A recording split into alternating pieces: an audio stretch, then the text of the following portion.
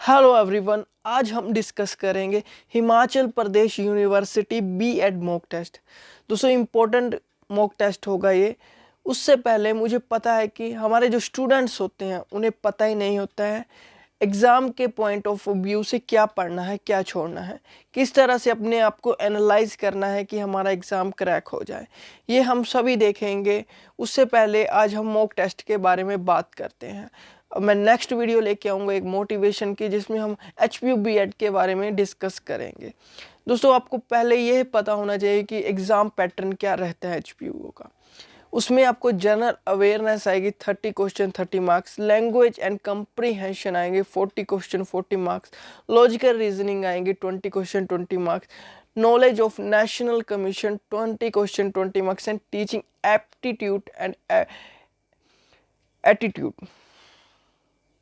इसके आएंगे total question 40 marks. किस तरह से एग्ज़ाम को क्रैक करना है वो हम डिस्कस करेंगे। आज हम बात करेंगे जनरल अवेयरनेस की, लॉजिकल रीजनिंग की और टीचिंग एप्टीट्यूड से कुछ प्रश्न इंपॉर्टेंट रहेंगे, इसी तरह से एग्ज़ाम में भी आएंगे। उससे पहले ये हमारा व्हाट्सएप नंबर है 7580030176। आप हमें व्हाट्सएप कर सकते हैं एनी नोट्स के रिगार्डिंग, और हमारी ऑफिशियल वेबसाइट है, यहाँ पे आप जाके क्विज़ेस भी लगा सकते हैं। चलो शुरू करते हैं। दोस्तों जो मैंने प्रश्न रखे हुए दोनों भाषाओं में रखे हुए हैं, जिससे आपको आसानी हो जाए किसी भी एग्ज़ाम पॉइंट ऑफ व्यू को किस तरह से आपने एनालाइज करना है। पहला क्वेश्चन है, which of the following method teaching aptitude से है। Should Which of the following method should we use for to evaluation of students? इसका आंसर होगा D, evolution after 6 month, every 6 month. क्या मतलब बता रहा हूँ कि हिंदी में बात करें कि छात्रों के सही मूल्यांकन के लिए निम्नलिखित में से किस विधि का प्रयोग किया जाना चाहिए। इसका आंसर है प्रत्येक छिमाही का मूल्यांकन। इसका मतलब है कि जो केंद्रीय माध्यमिक शिक्षा बोर्ड के द्वारा एक शुरुआत की गई, एक शिक्षा प्रणाली में बदलाव किया गया है कि भारत में 6ठी से 10वीं कक्षा के छात्रों के लिए,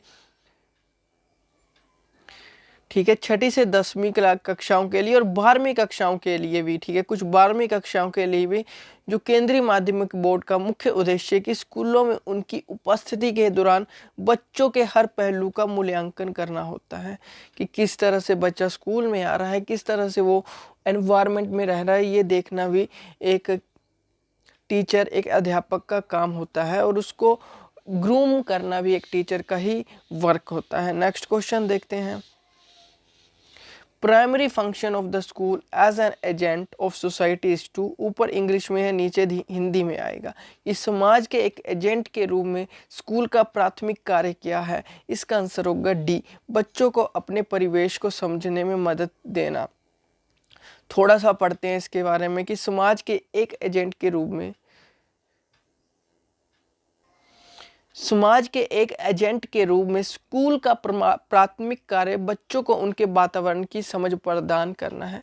किस तरह से बच्चे ग्रूम करे, क्या उसे वातावरण मिले जिससे वो अपने आने वाली लाइफ में एक अच्छा पर्सन बन सके, इसके बारे में इसमें डिस्कस किया गया। आप खुद भी पढ़ सकते हैं पूरा नोट्स। थर्ड क्वेश्चन है, हिंदी में बात करेंगे, इंग्लिश में आपको थर्ड क्वेश्चन नज़र आ रहा होगा, हम हिंदी में बात कर लेते हैं कि राजकीय विद्यालयों में अधिकांश ड्रॉप आउट इसलिए होते हैं क्योंकि ये विद्यालय क्या होते हैं, विद्यार्थियों की रुचि को कायम नहीं रख पाते हैं। जो राजकीय विद्यालयों में अधिकांश ड्रॉप आउट इसलिए होते हैं क्योंकि वो विद्यार्थियों की रुचि को कामयाब नहीं रख पाते। कि जो राजकीय विद्यालय कौन से, जो हम बात करें, जो भी हमारे पास गवर्नमेंट स्कूल आते हैं उससे बच्चे ड्रॉप आउट कर जाते हैं इसी कारण से, क्योंकि वहाँ पे डोंट होल्ड स्टूडेंट इंटरेस्ट, वहाँ पे स्टूडेंट के इंटरेस्ट को ध्यान में ही नहीं लिया जाता है। इसलिए मैं ऐसा भी मानता हूँ कि अब जो कोविड-19 के बाद जो सरकारी स्कूल के टीचर्स हैं, और उन्हें भी थोड़ा सा चेंज होना पड़ेगा, एक पॉजिटिव थॉट के साथ वर्क करना पड़ेगा कि जिससे उनको भी अब ऐसे एक प्लेटफॉर्म बनाना पड़ेगा जिससे बच्चों की रुचि को भी ध्यान में रखा जाए और वो वहाँ से ड्रॉप आउट ना हो। नेक्स्ट क्वेश्चन है, इंग्लिश में आपको दिख रहा है, हिंदी में बात करते हैं। आने वाली पीढ़ी के विकास के लिए स्कूलों का अनमोल योगदान रहेगा, क्योंकि इसका आंसर होगा बी मतलब कि स्कूलों में अध्यापकों को विद्यार्थी को जानने पहचानने के लिए एक पर्याप्त मौके मिलते हैं। आने वाली पीढ़ी के लिए विकास के लिए स्कूलों का अनमोल योगदान रहता है, क्योंकि मेन है कि क्योंकि जो अध्यापक और विद्यार्थी को इसमें पहचानने का पर्याप्त मौका मिल जाता है। 20 का आंसर होगा। नेक्स्ट है, the government of India enacted the right of children to free and compulsory education act in the year. Bharat सरकार ने बच्चों के लिए मुफ्त एवं अनिवार्य शिक्षा का अधिकार अधिनियम डैश वर्ष बनाया था, में लागू किया था, वो था। इसका आंसर होगा दोस्तों, इसका आंसर आपको पता ही होगा, 2009 होगा। डी इसका आंसर होगा। जो बच्चों के लिए निःशुल्क और अनिवार्य शिक्षा का अधिकार अधिनियम या शिक्षा का अधिकार 4 अगस्त 2009 को लागू भारत की संसद का एक अधिनियम है, जिसमें भारतीय संविधान के अनुच्छेद 21A के तहत भारत में 6 से 14 के बच्चों के लिए मुफ्त और अनिवार्य शिक्षा के महत्व के तौर तरीकों का वर्णन किया गया है। Adult education should be under the control of, इसका आंसर होगा डी। मतलब कि ये सभी सरकार, शिक्षित व्यक्तियों, गैर सरकारी संगठनों, वयस्क शिक्षा डैश के नियंत्रण के अधीन होनी चाहिए। सरकार के, शिक्षित व्यक्तियों, गैर सरकारी संगठनों के, NGO के अंडर ही होनी चाहिए। अगला प्रश्न है, इंग्लिश में आपको दिख रहा है, हिंदी में बात करते हैं। निम्नलिखित में से किसे आप स्कूलों में बढ़ती अनुशासनहीनता का एक प्रमुख कारण मानते हैं? वो है बी असरदार मार्गदर्शन की कमी। बच्चों में आजकल देख रहे होंगे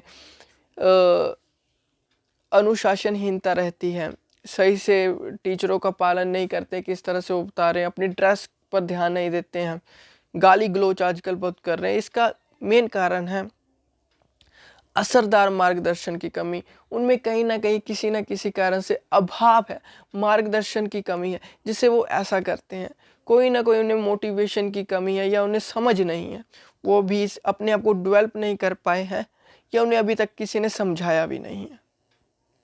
20 का आंसर होगा, ये मैंने लिखा, पढ़ सकते हैं इसके बारे में।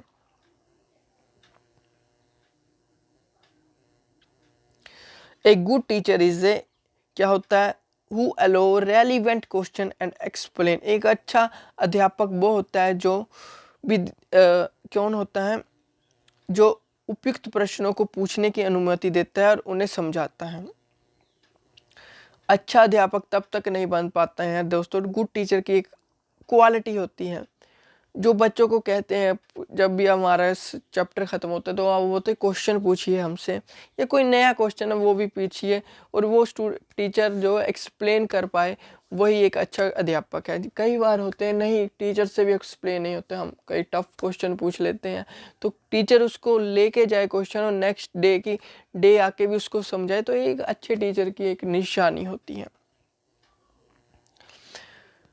नेक्स्ट क्वेश्चन है, which of one of the following is the most significant in promoting learning. पढ़ाई को बढ़ावा देने में निम्नलिखित में से क्या सबसे महत्वपूर्ण है?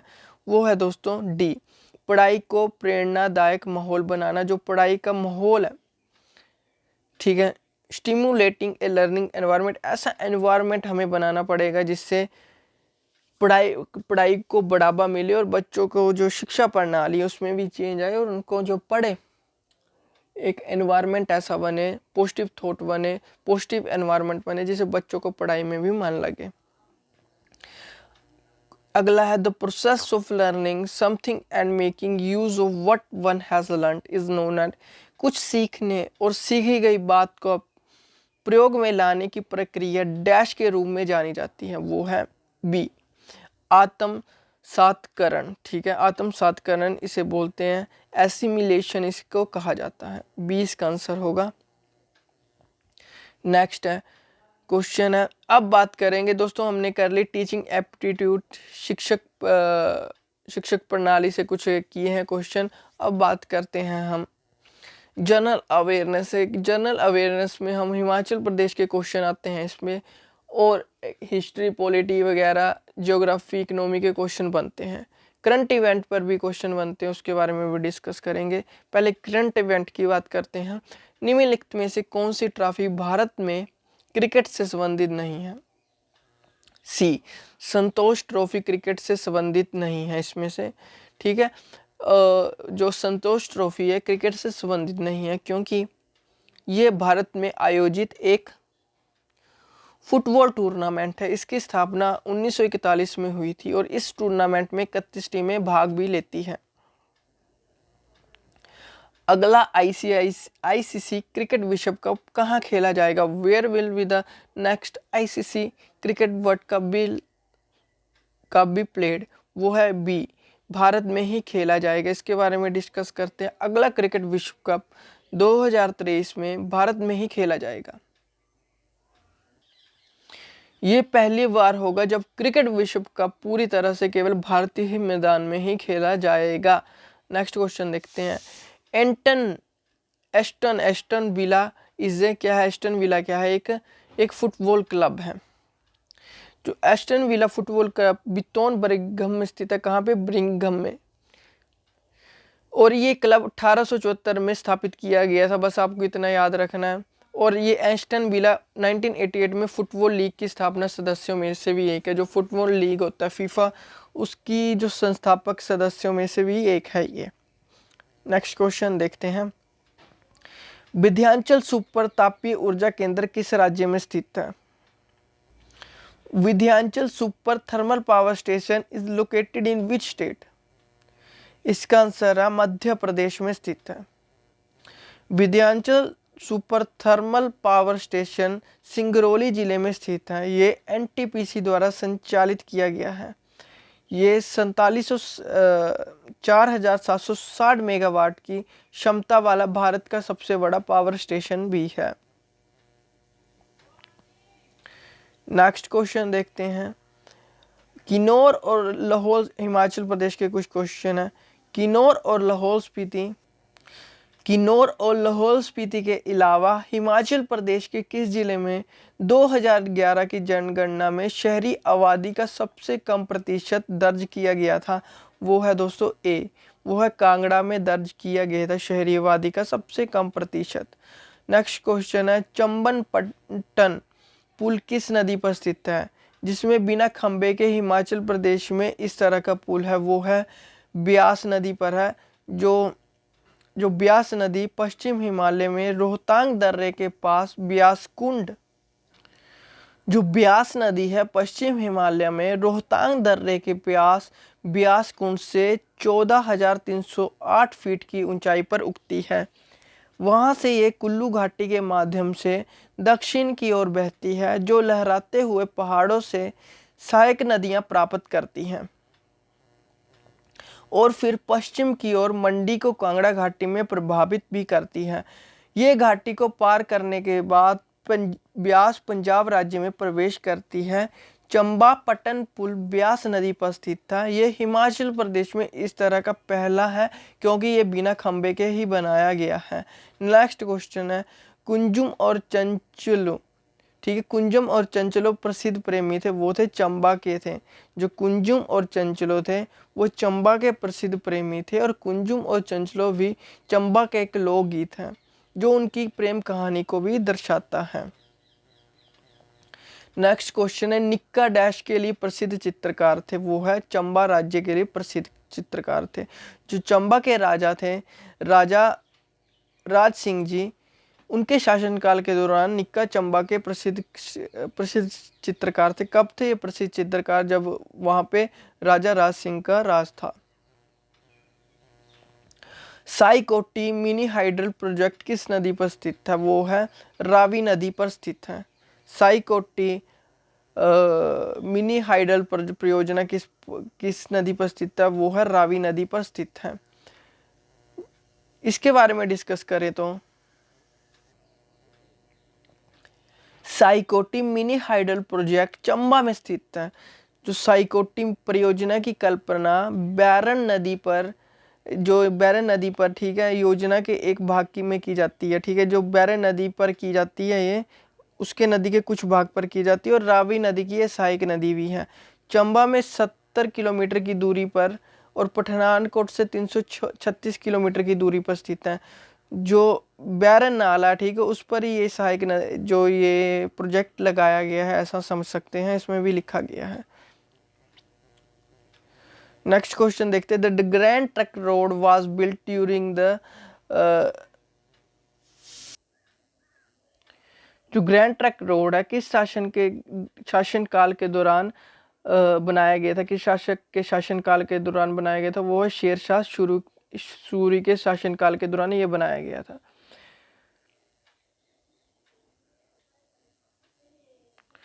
और जो ये स्टार्ट होता है, जो ग्रैंड ट्रक रोड है, वो होता है स्टार्ट काबुल अफगानिस्तान से शुरू होता है। नेक्स्ट क्वेश्चन है, जो Prithviraj Raso was written by, वो होगा सी चंद बरदाई के द्वारा ये लिखी गई है। कौन सी? पृथ्वीराज रासो। नेक्स्ट क्वेश्चन है, सरदार सरोवर बांध किस नदी पर बनाया गया है? वो है डी, नर्मदा नदी पर ही बनाया गया सरदार सरोवर बांध। जो सरदार सरोवर बांध है भारत का दूसरा सबसे बड़ा बांध है। ये नर्मदा नदी पर बना है और 138 मीटर ऊंचा, जिसकी नींव 163 मीटर है, ठीक है। नर्मदा नदी पर बनने वाला 30 बांधों में सरदार सरोवर और महेश्वर दो सबसे बड़ी बांध परियोजनाएं हैं। इसकी जो फाउंडेशन रखी थी, इसकी जो नींव रखी थी, वो रखी थी प्राइम मिनिस्टर जवाहरलाल नेहरू ने। 5 अप्रैल 1961 में जवाहरलाल नेहरू जी ने इसकी नींव रखी थी। निम्नलिखित में से कौन सा मानव नदी संघ का सदस्य नहीं है? ठीक है, वो है, इसका आंसर होगा डी, नाइजीरिया नहीं है। माउंट कोजियास्को डैश में उच्चतम बिंदु है। इसका आंसर होगा, ये भी बड़ा इंपॉर्टेंट है ज्योग्राफी से, इसका आंसर होगा ए, ऑस्ट्रेलिया। कौन सी चट्टानों को प्राथमिक चट्टान कहा जाता है? इसका आंसर होगा सी, वो अग्निमय चट्टानों को प्राथमिक चट्टान कहा जाता है। अगला है, संविधान के भाग, इंग्लिश में भी लिखा हुआ है और हिंदी में भी, संविधान के भाग 4 में, ठीक है, के किस अनुच्छेद में मौलिक कर्तव्यों को शामिल किया गया है? वो है 51A में। 51A में इस संविधान संशोधन के दौरान अधिनियम के भाग 4 के ए अंतर्गत और अनुच्छेद 51A में 10 मूल कर्तव्यों को शामिल किया गया है। भारतीय संविधान के भाग 4A में मूल कर्तव्य समाहित है और इसके बारे में ये लिखा गया है कि जो वास्तविकता में भारत के संविधान में ये कर्तव्य शामिल नहीं थे। अब ये पहले ये जो संविधान में ये कर्तव्य शामिल नहीं थे, इसे अभी शामिल किए गए हैं। मूलभूत कर्तव्यों को 42वीं और 86वें संविधान संशोधन अधिनियम के द्वारा संविधान में शामिल किया गया था। जो ये आर्टिकल है, ये अनुच्छेद है, ये 42वें और 46वें संविधान संशोधन में अधिनियम में थोड़ा बदलाव करके ही ये एक्ट पास किया गया था। अगला है, भारत में सरकारी नौकरी में कौन सा ओहदा या स्थान उच्च है? वो है कैबिनेट सचिव। इसका आंसर होगा कैबिनेट सचिव। जो कैबिनेट सचिव का पद होता है, सिविल सेवा में सर्वोच्च पद होता है। एक कैबिनेट सचिव भारत सरकार के व्यापार के नियमों के तहत सभी सिविल सेवाओं का प्रमुख होता है। साथ ही सिविल सेवा बोर्ड के पदेन अध्यक्ष और भारतीय प्रशासनिक सेवाओं के भी प्रमुख ये होते हैं। नेक्स्ट क्वेश्चन देखते हैं। आज लॉजिकल रीजनिंग की बात करेंगे, प्रश्नों के उत्तर किस तरह से इसमें ढूंढने हैं। ये क्वेश्चन कुछ दिया गया है, क्वेश्चन मार्क में आपको बताना है, टेबल बेस्ड क्वेश्चन है यहाँ पे कि इसमें आंसर क्या आएगा। दोस्तों मैं आपको बताता हूँ क्या आएगा इसमें, देखते हैं।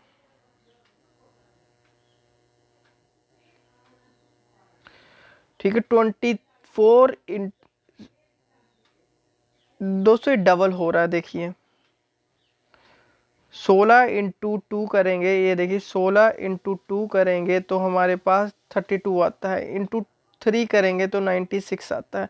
उसी तरह से इसको 2 से किया गया है, फिर 32 को 3 से किया गया है। इसी तरह से इसी पैटर्न में देखते इसको 2 से किया गया 56 आ गया, और 56 को 3 से किया गया है तो 168 आ गया। इसी तरह से 24 को पहले 2 से किया गया है तो 48 को 3 से किया गया है, तो हमारे पास आंसर आ जाएगा 144। ठीक है, 144 इसका आंसर होगा। नेक्स्ट क्वेश्चन देखते हैं, 4 8 20 क्वेश्चन मार्क में क्या आंसर आएगा, देखते हैं।